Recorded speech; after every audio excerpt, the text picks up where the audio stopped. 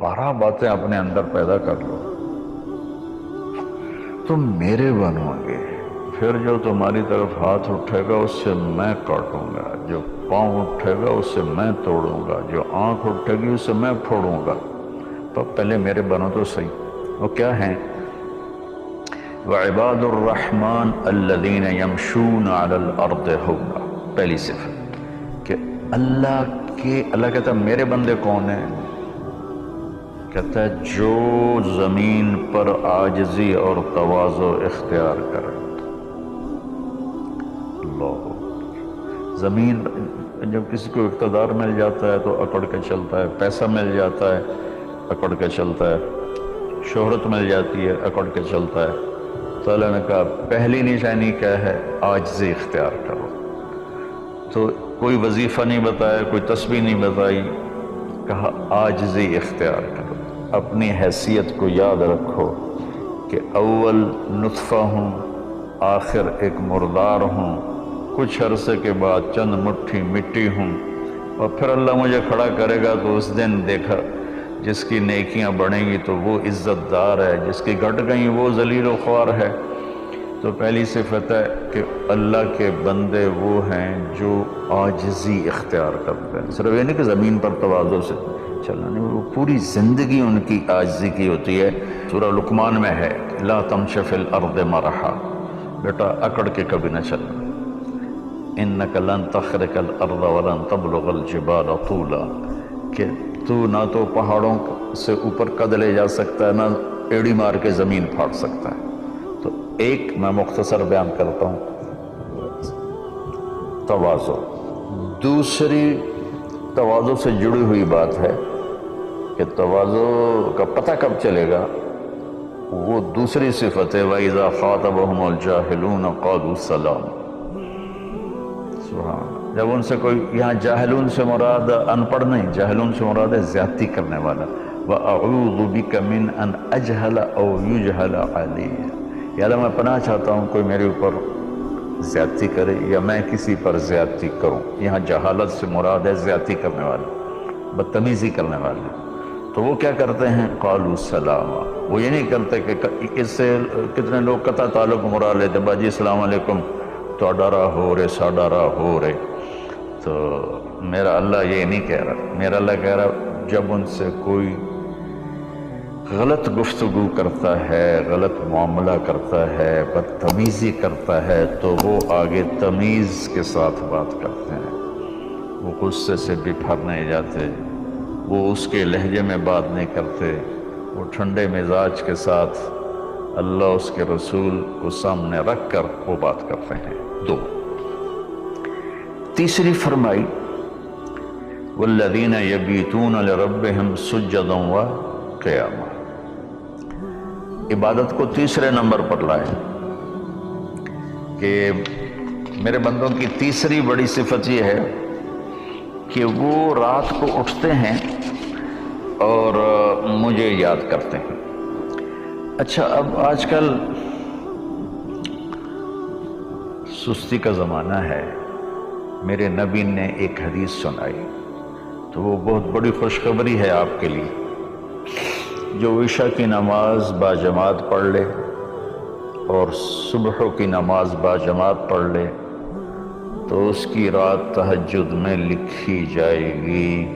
قربان جاؤں اپنے نبی کی رحمت پر اور ان کے رحمت للعالمین ہونے پر کہ میرے جیسا جو سر درد کا مریض ہے وہ رات کو نہیں اٹھ سکتا تو عشاء باجماعت پڑھ لے اور فجر باجماعت پڑھ لے، ساری رات عبادت ہے۔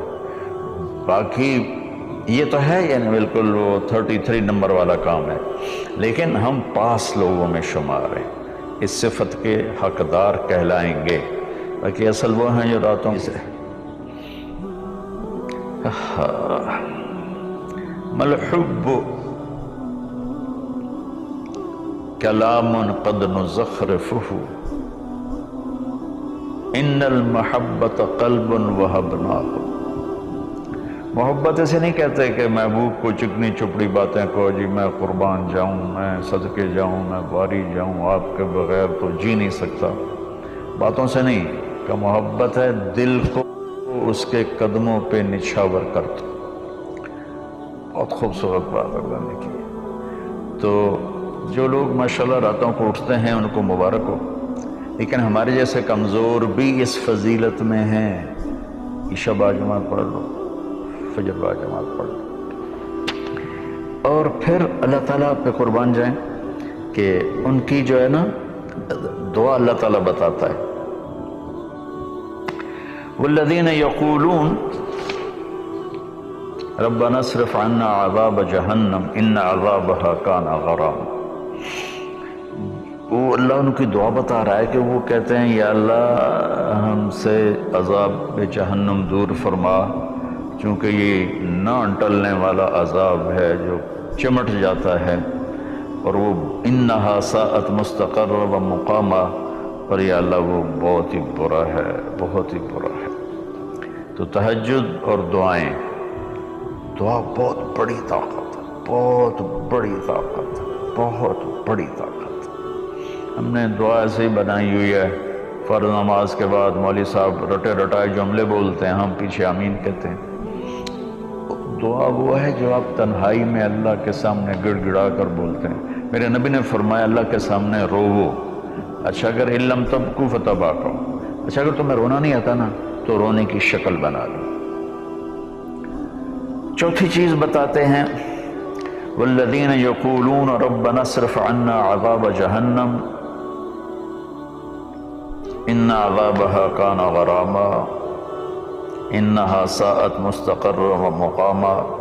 یا اللہ جہنم سے بچانا اور جہنم کے عذاب سے بچانا، وہ اللہ آپ پہ ہی معاف کرے گا۔ یہ ہمارے اب تو عام ماحول میں یہ اللہ آپ پہ ہی معاف کرے گا، اللہ بڑا غفور الرحیم، اللہ آپ پہ ہی معاف کرے گا۔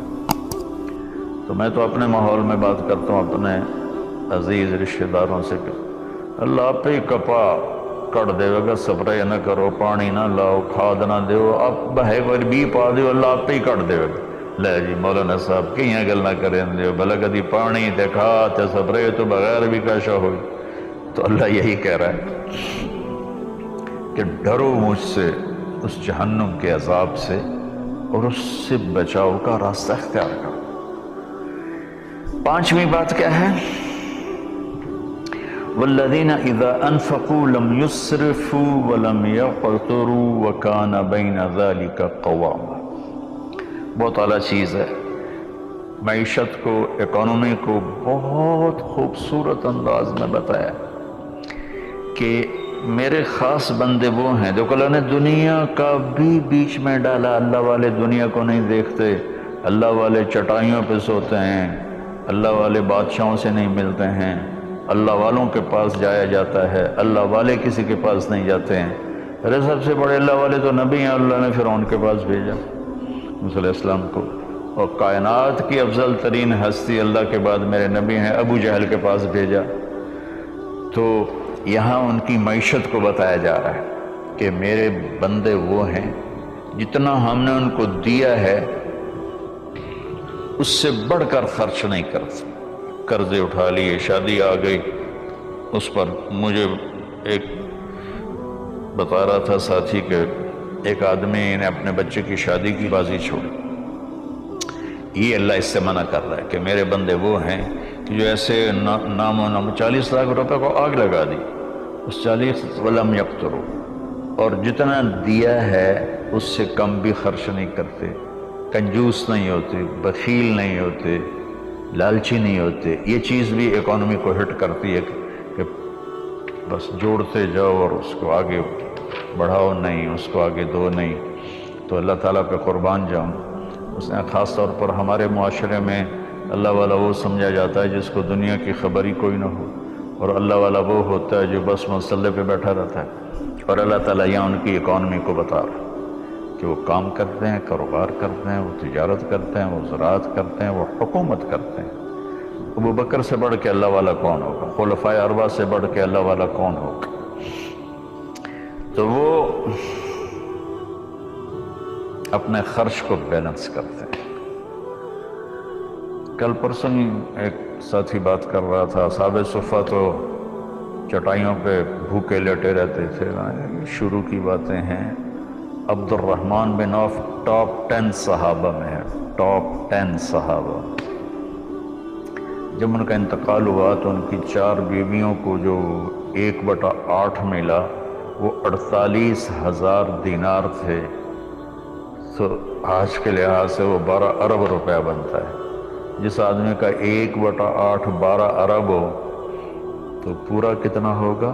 اور 10,000 بکریاں، یہ تو پھر اللہ والی کوئی نہیں، اور اللہ کا نبی کہہ رہا ہے یہ ابو بکر جنتی، عمر جنتی، عثمان جنتی، علی جنتی، طلحہ جنتی، زبیر جنتی، عبد الرحمن بن عوف جنتی، اور ابو عبیدہ بن جراح جنتی، سعد بن ابو وقاص جنتی، اور سعید بن زید جنتی۔ یہ سب بڑے، 4 تو ویسے ہی حکمران ہیں، خلفاء ہیں، اور حضرت زبیر کے 1000 غلام تھے جو ان کی کھیتی باڑی اور تجارت کو سنبھالتے تھے، اور حضرت طلحہ کے امپورٹ ایکسپورٹ کے لیے بحری جہاز چلتے تھے۔ سعد بن اب دیکھتے ہیں کہ بس یہ اللہ والے تو پھٹے کپڑے ہوتے ہیں، اللہ والے تو، یہ بڑی غلط تعبیر ہے اسلام کی۔ اس کے بعد کیا ہے ان کی صفت؟ 3 کٹھی بتائی ہیں، 6 7 8، میں آپ کو 5 بتا چکا ہوں۔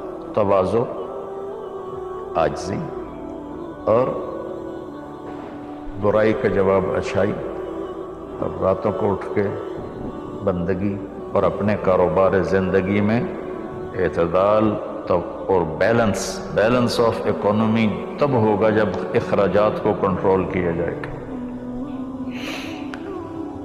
اور ایک اللہ تعالیٰ نے بتایا 3 صفتیں کٹھی بیان فرمائی، وہ کیا ہیں؟ والذین لا يدعون مع اللہ الہا آخر، جو توحید کا جام پیتے ہیں اور اللہ کے سوا کسی کو اس کا شریک نہیں ٹھہراتے۔ دوسرا کیا ہے؟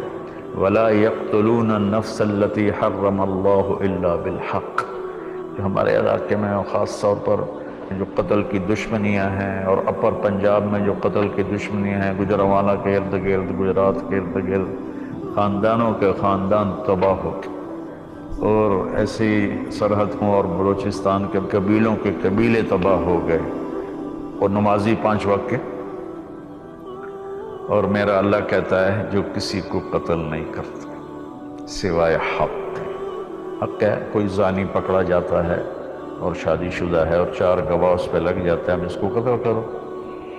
اور کوئی جنگ ہے کفر اور اسلام کی، جب اس جنگ میں جب سامنے آئے لڑائی کرنے والا اسے قتل کرو۔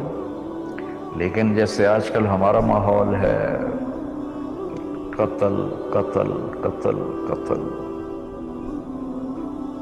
بھائیو اللہ کہہ رہا ہے جو میرے بندے ہیں نا وہ کسی کو ناجائز قتل نہیں کرتے۔